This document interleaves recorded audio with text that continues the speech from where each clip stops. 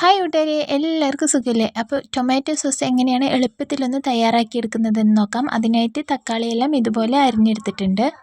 അതിലേക്ക് 4 അല്ലി വെളുത്തുള്ളിയും ഒരു നീളത്തിലൊരു പട്ടയും 6-7 ഗ്രാമ്പൂവും ഒരു സബോള അരിഞ്ഞ് ഇതുപോലെ ഇട്ട് കൊടുക്കുന്നുണ്ട്. പിന്നെ പാകത്തിന് വെള്ളം കൂടി ഒഴിച്ചു കൊടുത്ത ശേഷം ഒന്ന് മിക്സ് ചെയ്തിട്ട് നന്നായിട്ടൊന്ന് തിളപ്പിച്ചെടുക്കാം. തിളച്ച് നന്നായിട്ട് വെന്ത് വരുന്ന സമയത്ത് അതിനെ നമുക്ക് ചൂടാറിയ ശേഷം ഒരു മിക്സിൻ്റെ ജാറിലേക്ക് ഇട്ടിട്ട് നന്നായിട്ടൊന്ന് അരച്ചെടുക്കാം. അരച്ചെടുത്ത് പേസ്റ്റ് പോലെ ആക്കിയ ശേഷം അതൊന്ന് അരിച്ച് ഒരു പാത്രത്തിലേക്ക് മാറ്റി കൊടുക്കാം.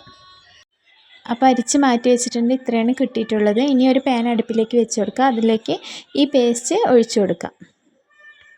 ഒരു കയ്യിൽ വെച്ച് അത് ഇളക്കിക്കൊണ്ടിരിക്കുക, അടിപിടിക്കാതെ ശ്രദ്ധിക്കണം. പിന്നെ അതിലേക്ക് ചേർത്ത് കൊടുക്കുന്നത് 1 സ്പൂൺ മുളക് പൊടി ചേർത്ത് കൊടുക്കുന്നുണ്ട്.